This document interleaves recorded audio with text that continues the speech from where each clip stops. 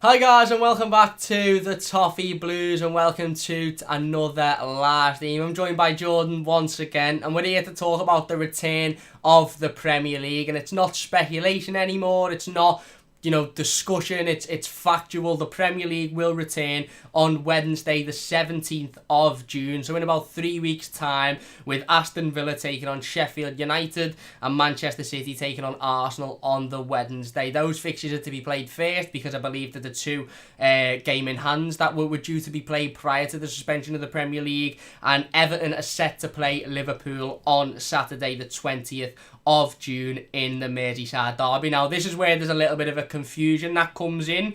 Obviously, whilst there's been a lot of discussion surrounding the return of the Premier League, and if it does return, will it be behind closed doors? We know that it will be behind closed doors, which I think we pretty much could have guaranteed anyway. As soon as the notification come through on my phone, I wasn't surprised to hear about the return of the Premier League.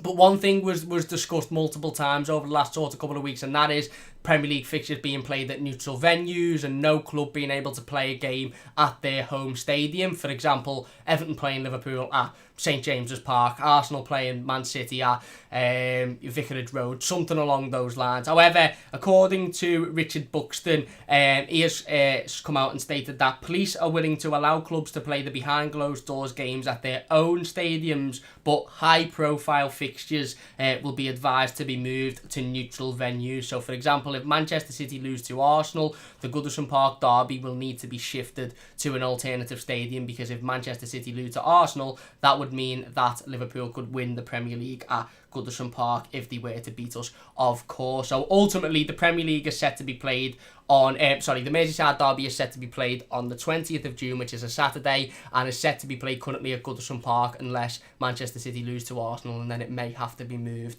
I assume it's to stop fans congregating outside the stadium and Liverpool, winning a title sort of in their home city, where there'd be a lot of fans that could very easily get to Goodison Park. I don't know why it hasn't just been announced that way and why it's been stated as high profile games, because the Merseyside Derby is a high profile game anyway. So it seems to me like it's basically, if Liverpool can win the title in any circumstance, it won't be played at Goodison. Another way to look at it is that they'll probably a stadium that's been spoken about as a potential replacement for Goodison in that sense will be Wembley. And we've just been talking off camera, me and Jordan, about how that would mean that Liverpool would be able to have the chance to lift the title at Wembley, which would be the first time a Premier League club's lift the Premier League title at the National Stadium for however long, if ever. I don't think it's ever been done before, so there's also that to think about. But just firstly, generally, how are you feeling when you're seeing the announcement today? Are you happy? Are you still a little bit unsure about it? How are you feeling now that the sort of moral argument's out the window and it's been confirmed that it will be returning? Do you know what, Cam? I'll be totally honest. I looked at it and just shrugged my shoulders, because I weren't that bothered. I knew it was coming. I didn't think they were for 1 minute going to avoid the league. I sent a little tweet out about a month ago saying I'd be worried if I was a Liverpool fan now, but I didn't deep down ever think that they were going to avoid the league, ever. It seems to be a lot of people on the side of wanting it to resume, especially all these football experts and journalists and all that. So I just seen it coming, mate, and honestly, that's what I done. I just shrugged my shoulders, because it was inevitable, wasn't it? That's it, mate. That's it. And like you said, months and months back when everything, when everything was when the league was suspended and the virus was really in its peak, I think there was a lot of discussion about if football could return and if it would be safe to return, and ultimately, and it's a positive that we're being more in control of the virus, and the deaths are lowering, and the fatalities are lowering, and the people being hospitalised with the virus is lowering. So that is a positive. But of course, within that, I'm following on from good government guidance, is to state that people can go back to work and people should be going back to work, and that the high street will be opening within the next couple of weeks or so. You almost knew that it was only going to be a matter of time before the Premier League was to return. And as soon as it was announced that the players will be back in training, firstly a week ago, and then yesterday it was announced that players will be back in contact training. I knew it was only a matter of days that would see the announcement. So I was pretty much like you were seeing it, and I thought that's nothing surprising, that's nothing new. You know, the Premier League seem to have wanted to follow the German sort of model in the return, and seem to have done that. And like I said, you know, it's not surprising that Premier League footballers are going back to work, because the government are advising everybody else to go back to work effectively. So it's not a surprise. In regards to the Merseyside Derby, then obviously, you know, the Merseyside Derby was always going to be the fixture that Everton returned to. It was the fixture that we were supposed to play prior to the suspension, and there was little bits of discussion here and there during the suspension and in over the last couple of months as to say whether fixtures may be mixed up and, you know, they may be changed. But that hasn't happened. It looks like the fixtures will go and be played as they would have been played without the suspension, and that of course means the Merseyside Derby will be the first fixture played for Everton. Obviously with it being on the Saturday, I'm assuming that every other game will be on that Saturday as well, or at least that weekend, other than the 2 game-in-hand games that will be played on the Wednesday. How do you feel about the Derby, and specifically like I said, I don't know if it's just me that seems to think it's strange, but the announcement that it will be played at Goodison Park unless Liverpool have an opportunity to win the league, and therefore it won't be played at Goodison Park. Well, firstly, I seen a tweet today, by the way, when you just said it, assume about the 3 o'clock, that there was going to be a game at 12, a game at 2, a game at 4, a game at 6, and a game at 8, and the same on the Sunday. I don't know how true that is, so you can watch I don't know how true that is. But, yeah, in regards to where it'll be at a neutral stadium or not, I'd rather it be at a neutral stadium if they're going to win the league, to be honest. Yeah. You can say about like the fairness and all that doesn't come into it because we've had the derby at Anfield and all that, but there's no fans there anyway. Yeah. So it's still unfair no matter where it gets played. Yeah. But if it was to be at a neutral ground, and you mentioned Wembley there, I wouldn't be surprised at all if it is there. And it'd make it a little bit sweeter, actually, if it was at Wembley and we beat them. Yeah, exactly. So, yeah, but it'll be strange watching it at Goodison, to be honest. A derby with no fans there at Goodison Park. I mean, I'd really want to be there. It'd just be strange to watch. And, you know, if the pubs and that, are they going to be open by then? There's talk. I don't think so. There's talk, obviously, that the high seats will be reopened. With it being, you know, June the 20th, you don't know. We don't know really, do we? Anything could happen between now and then. So possibly, but if they are, there'll be a lot of people wanting to get in, won't they? No, I was just thinking, like, at all the, like, the Wimbledon, not going to be chocolate with people watching the game in there because it's next to the ground or whatever. But yeah, I don't think they're open until July, are they? Or something. I don't know. But yeah, it's just going to be strange to watch. I've watched a bit of the German footy, and that's strange in it. But that's strange. But when you're going to be watching your own team in a derby, it's going to be even stranger. Yeah. There you go. John's just put in the live comments. Good timing that the Premier League have confirmed the kickoff time, so it'll be Fridays at 8 PM, then Saturdays at 12:30, 3 PM, 5:30, and 8. Sundays at 12 PM, 2 PM, 4:30, and 7, and then Mondays 8 PM. Midweek matches Tuesday and Wednesday 6 PM and 8 PM. So not too dissimilar to times we've seen prior. Certainly the weekend times. Obviously these games will be televised, whereas usually a 3 PM game wouldn't be televised. But we've seen weekends prior to the lockdown and prior to the the outbreak of the virus, where on a Saturday there's been a 12:30 game, a 5:30 game, and an 8 PM game televised. Obviously the Sunday ones are a little bit different with 7 PM games and 12 PM games, which you don't usually see. But no, I agree 100%. I think that works for Everton if, you know, the derby is played away from Goodison Park if they have an opportunity to win the league. Not only because it means that they won't win the league at Goodison, which ultimately is good for us, but it also means that you won't have however many thousand Liverpool fans congregating outside the Goodison Park at a time when we ultimately won't want that. And I agree 100% spot on. It makes it just that sweeter if they go to Wembley and they've got this big massive, you know, parade lined up and the presentation and then we beat them. So I understand it from that point of view. I do. I just don't quite understand why the police have worded it as to say sort of a key game or a game of key importance or, you know, whatever they said. I don't know why they don't just say if Liverpool have got an opportunity to win the league, it won't be played at Goodison Park, because that's completely understandable. And like you've said, it works for us. So in regards to the league in general, then obviously, like you said, we've expected it. The model argument is sort of irrelevant now. We've seen the players return to training. We've seen Everton return to training this week in numerous different sort of sections, players coming in sort of groups, and then ultimately I think they had their first contact training session today. Gives them 3 weeks or so in full contact training with each other to get ready for the Premier League. Do you think that come June the 20th, Everton players will be fit enough and ready to go out and play in a Merseyside derby? You know, Michael Keane was asked, and Gylfi Sigurdsson had been asked previously how long he thinks it will take players to regain full fitness, and he actually said he thinks it'll be about 3 weeks. So going off the back of that, I expect Gylfi Sigurdsson to put in a fantastic performance on Derby Day. But again, judging on his performances prior, I'm not holding my breath. But you know, do you think this is enough time for the players to be able to get themselves fit and match fit and back to, you know, being in the square of things? At the end of the day, you mentioned the Bundesliga, then I watched the first week of the Bundesliga and the Schalke and Dortmund game specifically, and Schalke looked absolutely shocking. Not only was the atmosphere dreadful because there was no fans in the stadium, and you're right, it is going to be weird, is probably, you know, a kind word to say about how it's going to be watching Everton Football Club at Goodison Park with no fans. I'd like to hope it'll benefit the players because it's their home stadium, the pitch size and all of that sort of stuff. But do you think that this is going to be enough time for the players to get back to match fitness? And ultimately, are you confident that when those Everton players step onto that pitch on the first day of the Premier League, being June 20th, do you think they'll be ready to go out and put in a performance and ultimately, at the end of the day, to beat the team that are top of the league and that are flying through everyone?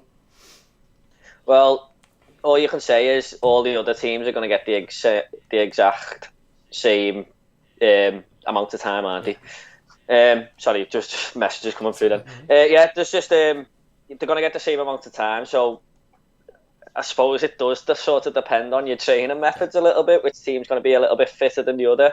I mean, when you go back to Marco Silva, we were always like unfit compared to the other teams, and that was probably down to his training method. So I think that comes into it as well. It's not just all about time.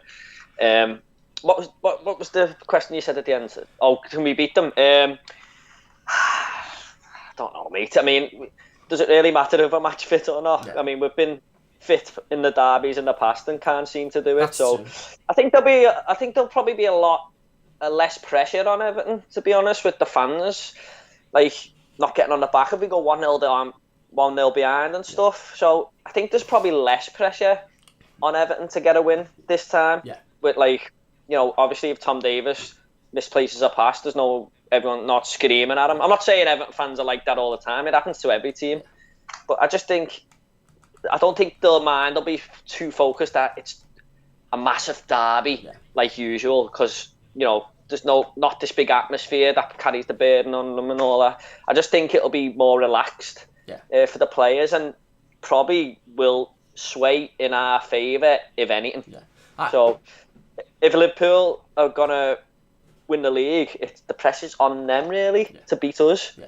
So I agree, and I think you're spot on about the training methods and stuff. There's no excuses, there's nowhere to hide for any team, because every team's at the same time to prepare. It's now about how they prepare, and if Everton come into it and we look tired and we look knackered, and Liverpool look like they did prior to the lockdown, and they're fit and they're getting about, you can't turn around and say, well, they've had more time or they've had more preparation, because they haven't. They've had the same amount of time as Everton have had. You know, it is about the training methods and how we and you know, how we take these next 3 weeks, and hopefully we're taking them very, very seriously in preparation for a really, really tough game. I'm confident going into it, I am, because again, I understand that we've had a derby under Carlo Ancelotti, and Carlo Ancelotti will have learned an awful lot from that Merseyside derby in regards to the players that he can trust in those type of games. So I'm expecting this derby to see players that Carlo Ancelotti can trust and does believe in, and not see a performance like that where I think Ancelotti was even shocked to see how poor the lads were on that day.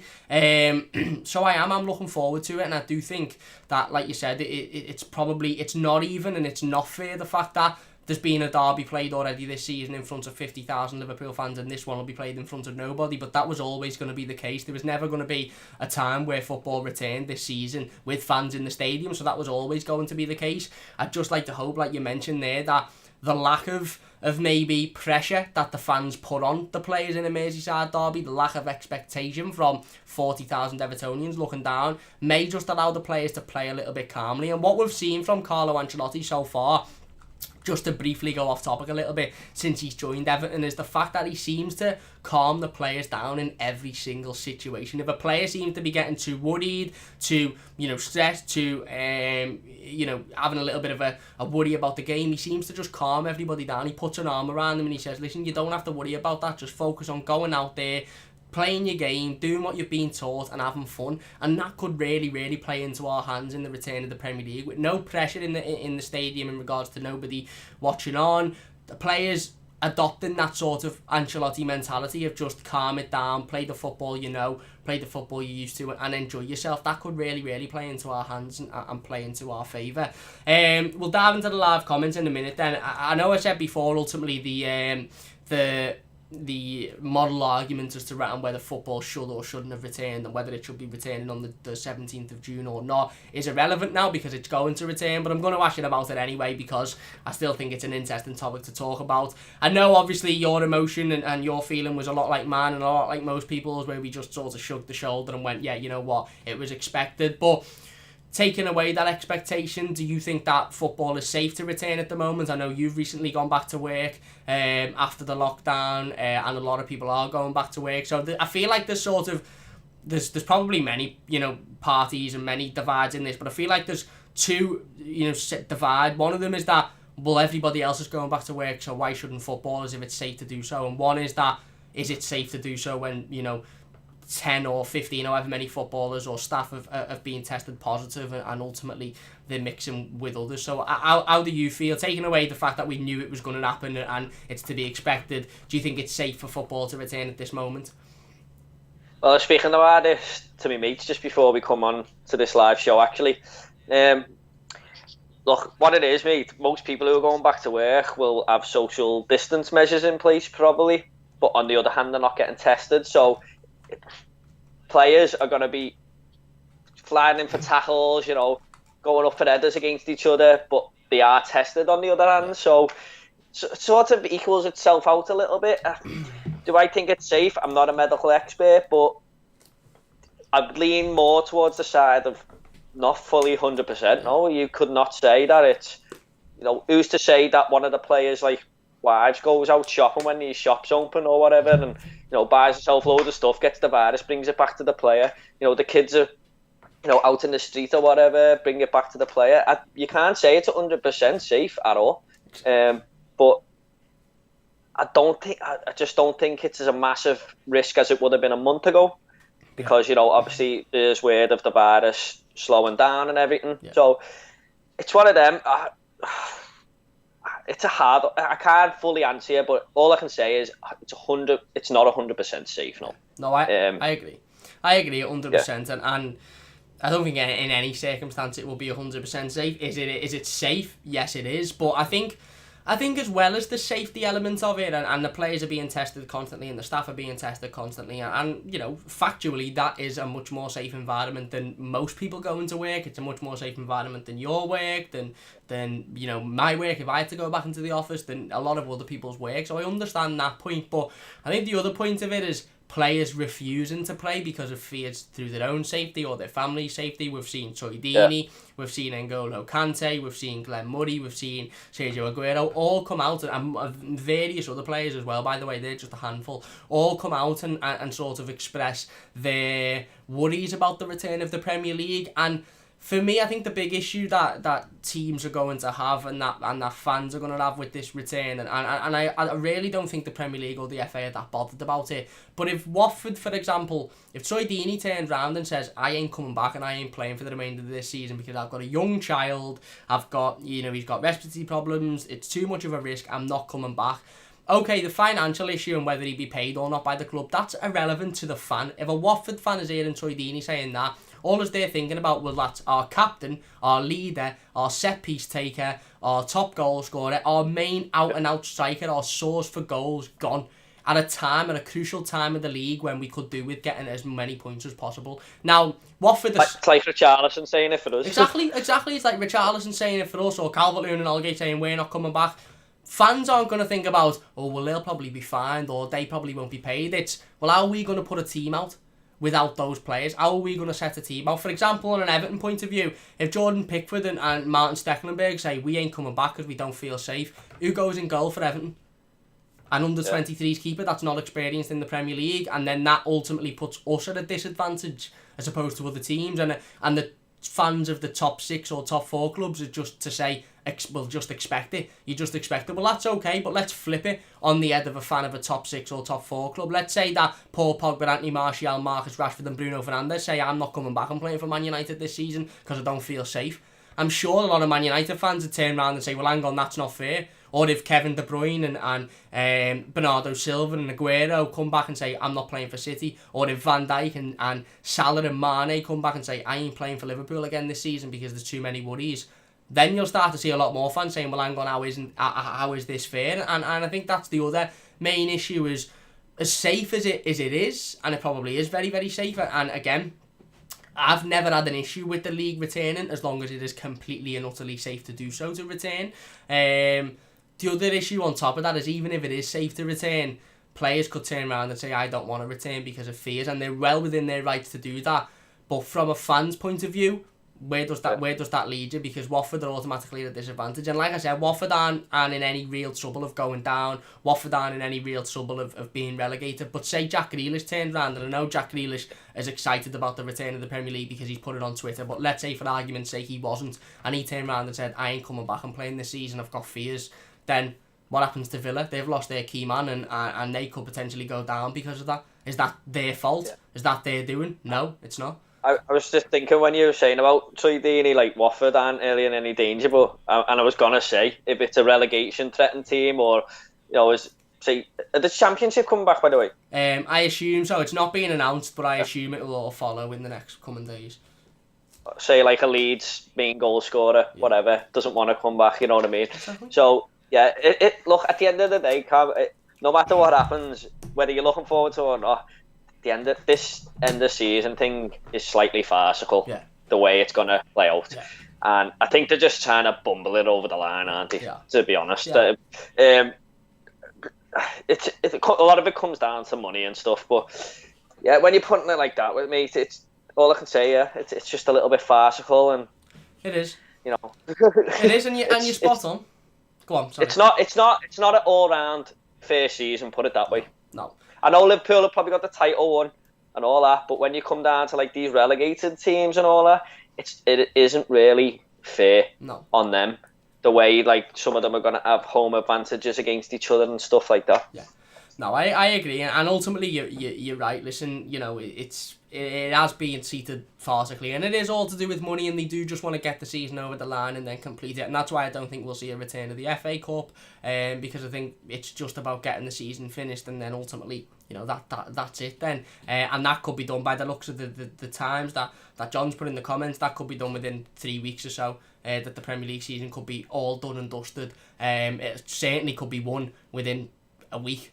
If midweek games, are they? Do you think? Yeah, it will. According to the announcement from the Premier League, there'll be Friday, Saturday, Sunday, Monday games, and then the midweek games will be Tuesday, Wednesday. Oh, sorry, yeah. So it's only Thursday. I thought you just meant like the game in hands ones were going to be Wednesdays and stuff, but that's 2 games a week or 3 games a week. Well, that's what it originally was, and I assume it's, while we've been live, it's just been announced that basically there's a Premier League game on every day except Thursday. And if you look at it that way, you would assume that Premier League teams will be playing twice a week at least. Say on a Saturday and a Wednesday, maybe even 3 times a week if it gets sort of pushed. But what I meant by that is, like, Saturday, Wednesday, Saturday. Yeah. 3 games in 7 days. Yeah, 3 games in 7 days, and I'm confident that probably will be it. And if that's the case, the league could be wrapped up within less than 7 days upon its return. But you're spot on 100%. Listen, it has been treated a bit of a farcical, and it's going to be very, very difficult if players of those teams, who maybe are struggling, or even on the flip side, like you said, Leeds who are ready to come up, if their main goal scorer turns around and says, I'm not coming back, their fans aren't going to be happy, and it's nobody can control that. I get that nobody can control that, and that football will return because of the amount of money in it, but it's just something to worth thinking about and worth talking about. And I know, as an Everton fan sitting here now, I can say, right, okay, the Premier League's coming back, and ultimately, like I said, whether we agree with it or not, all of that argument clearly hasn't been listened to by the FA, clearly hasn't been listened to by the Premier League, and the football's coming back. So for me, I just think we have to get excited now about the return of Everton Football Club, and we have to try and think of it as positively as possible. I can't wait to see Richarlison banging in goals again. I can't wait to see Dominic Calvert-Lewin banging in goals again, because ultimately it's happening, and we may as well think about it positively, and we may as well be happy about it, rather than talk about how it shouldn't happen, because it's happening either way, whether we talk about how it shouldn't happen or not. When I said I should be shoulders, cause I sort of meant because I knew it was coming, but I'm still excited to watch Everton on a Saturday again, or coming home from work on a Wednesday night and Everton are playing. I'm still going to be enjoying and try and enjoy watching it, you know what I mean? I know it won't be as good, but I'm still going to get excited when I see the team line up an hour before the game and stuff. Exactly, and that's it, and ultimately I think a lot of us are now a little bit relieved that it's all over and done with, and that football will return. And again, like the previous argument about players, I know full well that I'm quite happy now to see Everton return, as long as it's safe to do so, as long as every single player and every single staff member is safe. I'm happy to see Everton return now. Like we said before, if Dominic Calvert-Lewin, Richarlison and Mason Holgate said we're not coming back, I'd probably be a little bit pissed off, and I wouldn't be happy to see Everton return, because we wouldn't be able to put out a strong enough team. Not saying that that's going to happen, but that's obviously just argument's sake. But like you said, I agree with you. I'm looking forward to it now.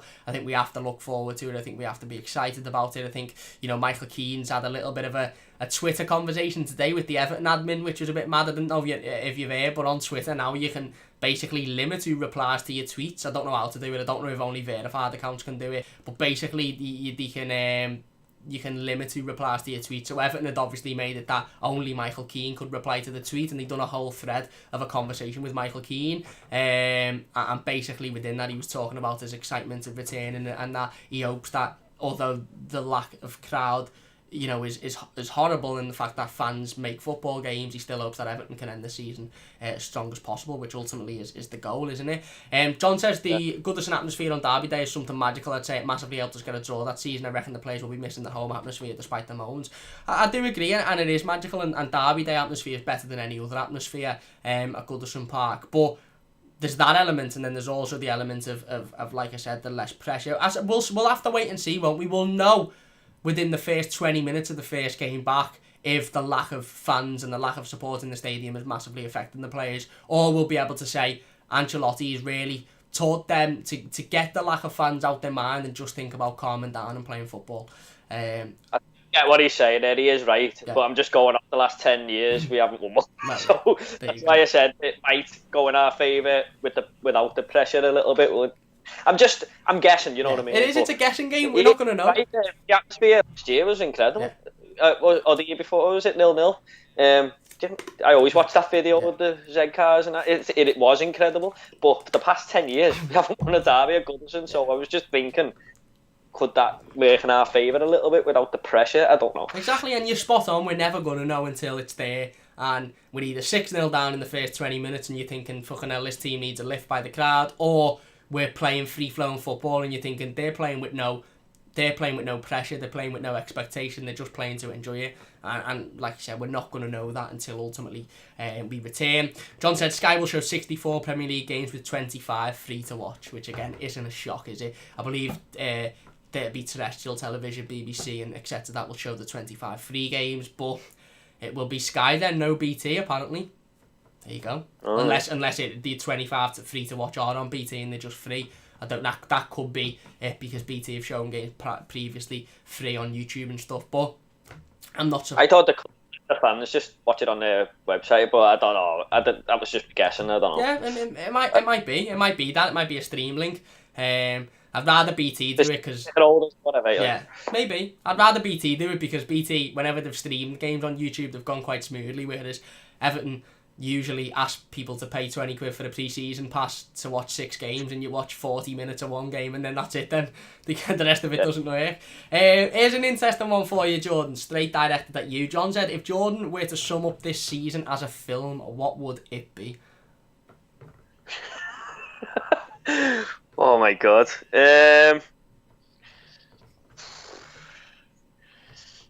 Titanic.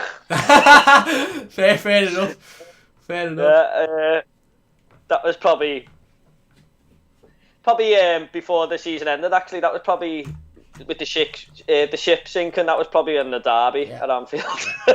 So forget the end of the season. I mean, that happened when the derby at Anfield happened. Yeah, I had to disagree with that one, to be fair. Series of Unfortunate Events is a movie title that I'd probably put to this season as well. That's just been a constant theme throughout the season. John also says BT, Amazon and BBC will be showing the game, so there you go. BT, Amazon and BBC will be showing the free games, I'm assuming. Which again is positive, isn't it? It means those companies, I was going to say, I can't see the likes of BT and Amazon just completely walking away from it.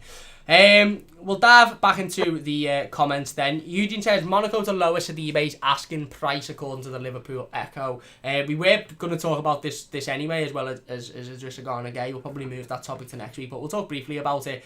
How do you feel about that? Let me put something to you. If Monaco turn around and say, we are willing to lower Djibril Sidibe's asking price to £10 million, given the fact that he's a player that's already integrated into the team, he's already used to the league, right back's a position that we need to fill, would you buy Djibril Sidibe, or would you still say no and try and go out for another? Also, considering the fact that there was a report in The Independent yesterday stating that Everton basically aren't in a financial situation to spend £30 million on Gabriel. So with that being said, there's an assumption that we probably won't be spending more than £25 million on any player. I wouldn't sign him if it was up to me, but maybe we need to fill the right back position for another season, and we're not going to spend any money. Maybe getting Sidibe on the cheap might be an option. Yeah. I mean, if we don't want to spend too much, I mean, if he's just gonna, I don't know, mate. I personally, if you go on player wise, I wouldn't sign him. Yeah, I agree. I don't think he's good enough right back. He doesn't it with the financial stuff. So. Yeah. Exactly, I agree, and I don't think he's good enough defensively, but I do think he's, at the moment, a very easy and a very cheap option, and he fills a hole for the next 12 to 18 months, and then we can look at buying a younger right-back. We're not going to buy a Max Aarons this season. A, we haven't got the money to do it.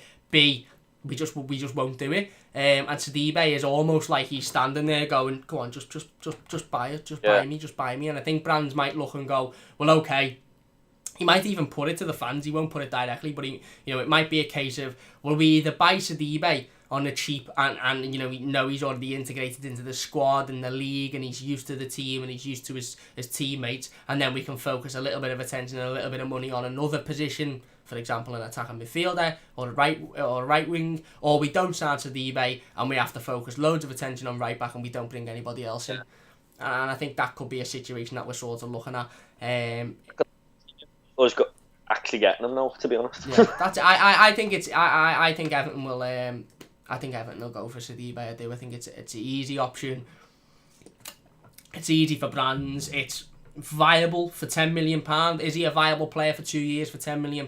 Yes, he's not great defensively, but probably he's physically fit and he's got the stamina to run up and down the wing constantly. His defensive capabilities we're probably going to have to put up with, because we're not really in a financial position at the moment to go out and spend an awful lot of money on a right back that has got fantastic defensive capabilities, and that's proven by the fact that we can't do it on a centre half. Apparently, according to The Independent, anyway. And he might be a better player anyway. He's had a season in the Prem anyway, so he could be. And there's nothing to say that Sidibe can't be sat down with Ancelotti and with the defensive coaches and sort of drilled into him how to defend properly and how to master that role. Eugene also said Everton link with Godin. Don't know about that one, but I don't think we'll be able to afford them for the start. Eugene also says the season to finish at the start of August, in preparation for a couple of weeks of pre-season, and then the return of the new season, I assume midway through towards the end of August. Jamie says void. Cal says, hey Cam and Jordan, I have to say that I'm positive going into this one, as the Reds crowd does help them, though, and without the away crowd their confidence could be rocked, but so could ours. Exactly. It again, like we said, we're not going to know, are we, until we're there and we're in that situation ultimately. So we'll just have to wait and see. Max says some games to be shown on BBC. Steve says let them play the derby at a ground on the south coast. Ian says I don't have an appetite for footy without fans and proper tackling, to be honest. On that topic, you mentioned that you watched a bit of Bundesliga. Like I said, I've watched a game or two, to be honest, which I wasn't impressed with. I know obviously it goes without saying football is absolutely dreadful without fans, but how did you see those games? Were you excited by them? Did you watch them and think this is entertaining? Or for me personally, I just thought this is awful. It's like watching a training game. How did you feel on those? Yeah, basically, look, you know what it reminded me of? You know, when you watch the under 23s highlights and there's no one in the ground? That's what it felt like I was watching. And the quality of football weren't that great, apart from Borussia Dortmund at times done some great little moves, but it just doesn't feel the same.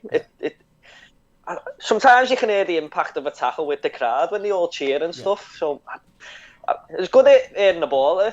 Burst the back of the net, like at least you could hear that. That sounds good when it goes in, but I'd rather have the fans cheer and put it that way. That's it. The quality of football just doesn't seem on par with what you see in the Premier League. No, it doesn't, does it? And that's it. And again, like we said, the lack of fans is really, really, really, it's showing just how important fans are to football teams. And like you said, it was like watching an under-23s game or a training game where you can hear every player shouting, you can hear the passing, but also the quality as well. The quality, like you mentioned, wasn't great whatsoever. And a lot of people will put that down to it's only a couple of weeks into it and they're still getting back to match fitness, etc. And that's fine, and you will get... Exactly, and you will get teams like Borussia Dortmund who will blather sides and will look brilliant because they're brilliant sides. But I also think that there has to be an element of a footballer's game where, it's almost, there's an element of a footballer's game where when they've got a crowd cheering them on and when they've got a crowd who are screaming and, like you said, you can hear the impact of a tackle through the crowd, that must boost them and that must lift their game and that must lift their confidence. Without that, you question, how well they're going to play anyway, because of the fact that there is no crowd to lift them, there is no crowd to get behind them. It is basically ultimately a feels like a training game for them. So, okay, the lack of quality might have been because football has only just returned, but I wouldn't be surprised if we're sitting here in 6 or 8 weeks and we're still seeing games like that Schalke Dortmund game in the first week back, and teams perform like Schalke did, where it just looks dreadful. Yeah. I don't want to bring something up from like 10 years ago, but we all remember that Phil Neville tackle when he went in on Ronaldo. I think that changed our season, and part of that was the crowd coming together off that tackle, because we weren't playing very well up to that point. And, if the crowd weren't there, would we have gone on? And if it was behind closed doors that season, would that have mattered? It just, the crowd is a very important part of football. It's probably the most important part of football. Exactly, and a lot of players, play for the crowd and live up to the crowd response. We know from our own football club, Seamus Coleman does it. Seamus Coleman feeds off the crowd. We've seen him celebrate by volleying advertising boards. John Joe Kenny's another player that does it. John Joe Kenny made the tackle once in a derby, and it was like a tackle at the halfway line, and he got up and he fist bumped the crowd and he was getting involved. You could see that they're feeding off that energy of the crowd. Footballers wouldn't do all that to the crowd, and managers wouldn't do it. Him over the parks, the king, of doing all that to the crowd. He wouldn't do that if there wasn't an impact from the crowd. And the reason why Klopp over the park does it is because he knows that the impact of that crowd will have a positive impact on his team, and ultimately that's why. Well, that's one of the key reasons as to why they are where they are. So a lack of crowd will have a massive effect on that. I am. I don't know if sorry, go on. I was just gonna say. I don't know if I'm the only weirdo who does this, but sometimes when I watch the highlights of Everton, I watch the goal a few times, but I'll always go back and look at the limbs in the crowd all the time, every time we score.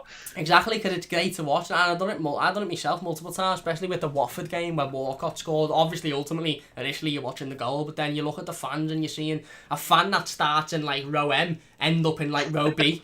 By the end of the celebration, because it's just a madness, and that's what makes football, and like you said, the players feed off of that, and it is going to be strange, and it is strange because we've already seen it in Germany, and it's weird and it's strange, and I don't like it. I've got no doubt whatsoever in my mind that when Everton Football Club are playing, I won't be sitting there going, oh, this is boring, this is a bit shit, this team's there. I'll be invested. I'll probably be screaming at the telly. I'll probably be jumping up when we score, but it won't feel as it normally does. And ultimately, I suppose we've just got to accept it for now, because crowds aren't probably going to return for another year or so. Shady Gray says your editing skills are boss, lads. Steve says if you have seen any German games, it's like watching Sunday League on the TV. There you go. And I feel quite similar to that, Steve, to be honest with you, although I wouldn't mind if I was as good as some of those players when I play Sunday League. EFTV, Everton fan channel, says, what lineup would you go for the derby? Just briefly, what lineup would you go for the derby? If, let's say everybody's fit and let's say Jean-Philippe Gbamin returns to fitness or returns to training. I forgot who plays for this camp. There you go. I'd definitely go with 2 wingers and not Sigurdsson on the left. I know that because I like I said last week, it's the only rick I've got with Ancelotti so far this season is playing Sigurdsson there. Yeah. So I'd definitely put Bernard. I put Bernard into this game, defo. Do you want to name the full lineup or what? Yeah, go ahead if you want. Why not? Oh, I don't know. I'll go with me and Oldgate, Pickford. Just thinking about the right back there. No, I'd probably put Coleman into the derby, you know. Yeah. I probably would. Yeah. Lucas Dean, Gomez, Gbamin. I think it's too early for him, even if he's fit. Yeah. I just think that's too early. Yeah. Maybe come off the bench. You know what? Gomez and Davis done really well against West Ham this season, but would that work in a derby? I doubt it. I'd probably put Sneijder in there. As much as I think we need to replace him, I'd probably put him in. Yeah. And, Bernard, Walcott maybe, Richarlison, Don. Yeah, I'd agree, 100%, I'd agree. I think the midfield situation is massively difficult because you've got Andre Gomez, who's pretty much a starter, and then you've got Fabian Delph, who I don't want to play in derby games because I just think Forgot about him. Yeah, exactly. But I just think he's the type of player that would get himself sent off because he doesn't want to be there or to kick up a fuss. Similarly with Sneijder, he's probably the best of the bad bunch, but again, notoriously in games like derbies, he goes missing, or he has a shocker, or he gets himself sent off, or he does something stupid. Sigurdsson offers very, very little. Tom Davis, like you said, he's got the potential to have a fantastic game, but he's also got the potential to have a shocking game. So the centre midfield is a very, very difficult one when you're talking about any game of football for Everton, because we've ultimately got Andre Gomez, who's a starter, and then whoever plays next to him, it's like, which bad player do you want in there? Who's the best of the bad bunch? And I agree. I think Sneijder probably is the best of the bad bunch. But ultimately, I do want to see him play this year a lot more, and next season I want him to break into this team. Maybe Anthony Gordon on the left. Probably bring him on. I'd probably leave Gordon on the bench. Probably look to bring him on, though, but for the first game, mate, in the derby, I don't know if you can just throw him in there. I don't know. No, I agree. He looks absolutely buff as anything, though, to be fair. Him and Dominic Calvert-Lewin look like they've not had a minute break on this lockdown, the pair of them. Not that that's got anything to do with it, but just thought I'd mention it. Ian says the atmosphere reminded me of Norris Green Bats. Fair enough. Steve says it's going to be like watching paint dry. It probably will if you're watching every other Premier League game. I'm hoping that because we've got that emotional connection with Everton, and because we're Everton fans and we badly want to see Everton, and we love your Richarlisons and your Calvert-Lewins and we love Ancelotti, I'm hoping that that emotional connection will help us enjoy the game more. But I've got no doubt whatsoever that if I'm watching Aston Villa versus Sheffield Wednesday on the opening day, I'm probably going to be sitting there going, bit bored in this, bit shit this. But then watching Everton versus Liverpool, I'll be sat at home and I can't guarantee that a cut won't go through the telly. Because there's that emotional connection involved. Don't want this Premier League back after watching the German footy the other week. But I did say to them, look, it'll feel a little bit different when it's Everton. It won't feel like you're watching this. You'll be happy when we score. You'll be jumping up. Yeah, exactly. Obviously, it won't be the same, but it'll be a little bit better than Germany, definitely. Exactly, and ultimately there's still points to be won, and we can mathematically, I believe, still finish in Europe. So obviously, it'd take a lot of bad performances from the other sides, but again, there's bigger teams in the Bundesliga who haven't reacted well to this. So if we're one of those teams that do react well, and Wolves or Sheffield United are one of the teams that don't react well, then we've got a good opportunity. I was thinking this could affect teams in all different ways. Yeah, it can ultimately, and again, it's one of them that we're not going to know until we watch it, are we? Until we watch every team. Until we see the results. Andy says, will be more of an issue if they were at Wembley and that's where all their fans are. Well, they can go and be at Wembley and destroy London as long as they're not 20 minutes away from our house. I don't mind. Jamie says down to fitness levels, it will be. D says Crystal Palace. He also says hi. Jamie says players might feel pressured to play. I'm sure they probably will. So I think that's part of why Soidini's come out and mentioned what he's mentioned, and other players have come out, is because they probably do feel like there may be a pressure to play from the league rather than their club. But Soidini's come out and said, listen, you can leave me skint. I've been skint before, I'll be skint again. I'm not playing over fears of my son. And I think that, I was speaking to my dad just before we went live, I think that speaks volumes, because if Watford come to Soidini and said, listen, we absolutely support your decision, you're going to be paid the same amount as you're being paid every single week, we get it, go and look after your family, fair enough. And I'm not saying Watford are the bad people in this, but the fact that he's coming out and saying, listen, you can make me skint, I've been skint before, you can take me wages away and protecting my family, that for me sort of speaks that he is being told by somebody that if he doesn't play, he's going to have basically his wage jeopardised. And whether it's a complete sort of, you're not getting paid at all, whether it's a fine, whether it's something else, for me that seems like he's being informed that if he doesn't play, there's going to be repercussions. And again, I'm not saying that's from Watford, I'm more saying that might be from the league passed down to Watford, and then Watford haven't really got much choice but to pass that on to the player. Wouldn't be surprised at all if there's little bits of bribery in there from whoever, you know what I mean, could be different for other clubs or whatever. Would not be surprised at all, because that's what sometimes employees can be like when they're paying money to people. Yeah, exactly, that's it, and I would not be surprised, like you said, myself, if that was the case. Ian on the movie question says it would have to be a Greek drama comprising of all three genres: tragedy, comedy and satire. Is there any films like that out there that we can put to Everton's season? Well, mate, if you put this season into a film, you'd walk out halfway through. You wouldn't believe it, would you? You would. It'd be one of those films where you come out going, that's so unrealistic, that. Like, I come out to watch an Endgame and I went, that's entertaining, but it's never going to happen. I come out of that film going, that's entertaining, but it's never going to happen. Yeah. You're putting this season in the same bracket as Endgame. Well, yeah, I've just realised that. No, but you're right. Yeah. Because you wouldn't believe that this would happen. You just wouldn't. There you go. Go on. Next question. I was just going to say, like, it happens every 100 years or something, doesn't it? And then... That's it. And that Newcastle game at Goodison would be like, it would literally be like those films that you watch and you go, you know, when you get to a certain point in a film and you go, that's just like, it was realistic up to then, and now it's just like they've just done it over. Like the Call of Duty genre, it was dead realistic, and then they started putting flying things in it, and it was like, can't play this now because there's loads of flying things. That's what it'd be like with that game. It'd be like, this is a realistic season up to now, not having that a team concedes 2 goals in the last 30 seconds when they've dominated it. No way. But only Everton. Only Everton. Oh yeah. So you got that bit, and then the season gets played, and you'll be like... Yeah, exactly. It would literally... Tell you what, mate, it'd be an entertaining film. I'd pay to see it. Eugene says, who do you think will be the... Get my Liverpool youth team and everything. It's true. I mean, last season under Silva was a roller coaster, but this season has been like a roller coaster that you're stuck on and you can't get off. And you're onto the Mr. Bean film where he's on the roller coaster and he doesn't really like it. He's on the 3D roller coaster, so he goes in the back and changes all the wires. And then it's throwing people everywhere, and because he changes all, he's sitting there, and he's like, oh, bored in this, and he changes all the wires about, and then people are going flying left, right, and centre, and that'd be, last season it'd be the normal one, and this season it'd be like someone's gone, that wasn't entertaining enough, that's all, let's crank it up a bit, and it's just limbs flying everywhere, and fucking just madness. That is the depiction of Everton, so I'm going to say that scene in the Mr. Bean film is the depiction of Everton's season.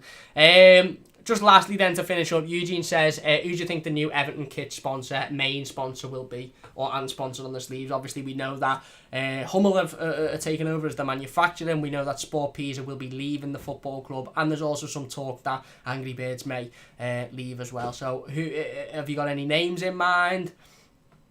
A lot of people are saying it's got to be Megaphone, innit? Yeah, or USM. Stanislavov. Yeah. Stanislavov. Yeah. Wouldn't be surprised one bit of it, though. Yeah. I hope it is. Yeah, I agree. Either that or Bira Beretti. Yeah, that'll do. The thing with the Megaphone rumours is, I think that I do think Everton maybe want to keep a little bit of a distance away from the connection with Usmanov and his companies. Obviously, we've got USM Finch Farm, we've got Megaphone sponsoring the lift at Goodison Park. I think he might just want to take a step back, just so somebody doesn't go, hang on, what's going on here? But Do you think it'll be? I don't know, to be honest with you, mate. NEC have been rumoured again. Obviously, previously had them. TLC, there you go, John puts it. We've heard that Chinese electrics company TLC are going to be the sleeve. They've been another rumoured. I just think it's going to be somebody that can offer us a lot of money, that looks decent on the kit, that I do think it will be a company that can be put on both the adult kits and the youth kits, because I think a problem recently has been obviously Sport Pisa couldn't be on the youth kits, Chang couldn't be on the youth kits. I can't remember the last season that we had a sponsor that could be put on both the adults and kids kits, so I think that's probably what they're going to be looking at. But ultimately, if a beer company or somebody else comes in with a £15 million more than a company that could be putting a kids kits come in with, they're probably going to go for the money move. I just said beer because it's my favourite beer. I've just totally forgot about the kids kit. It looked boss on our kit, by the way. It really would. It would, yeah. Especially with it as the man. Yeah, exactly. Ancelotti in a beer and Moretti cap. Oh, mate. Luke says Pickford keep or sell. In my opinion, I would get Donnarumma, a strong young keeper who's Italian, and would be good for him to come into the Premier League with an Italian manager. And John said we've done a player focus on Pickford a few weeks back if you want to see that one. We spoke about Pickford, I think. Just on Donnarumma, we spoke about him as well. I think we're pretty much confirmed we're not going to get him now because we won't be able to afford him. Yeah, I don't think we're going to get a keeper this season anyway. No. But I think you're just going to stick with Pickford. Yeah.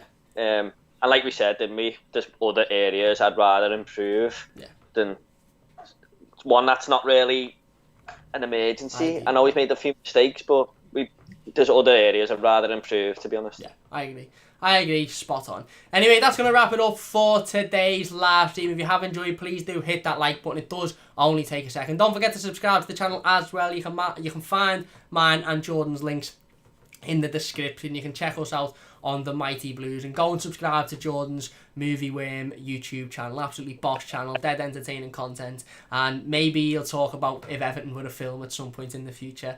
They say it'll be a blockbuster film, I'll tell you that. Big thanks, Jordan, for coming on. Massive thanks once again. Nice one, mate.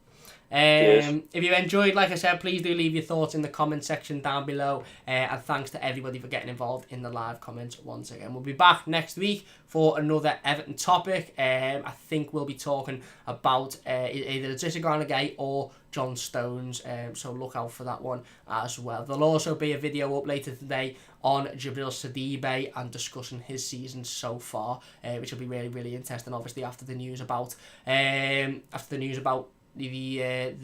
clause, the buying clause maybe sort of reduced a little bit in order to force a move through for Sidibe. So big thanks for watching. Leave a like if you enjoyed, and we'll see you soon.